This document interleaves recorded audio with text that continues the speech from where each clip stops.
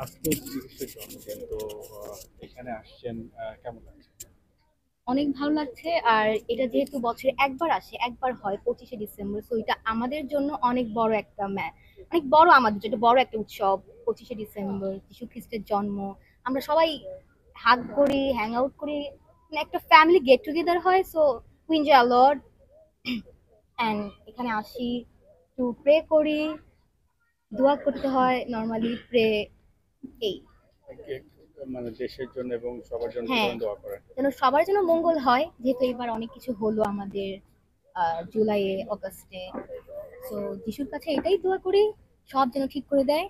আমিন।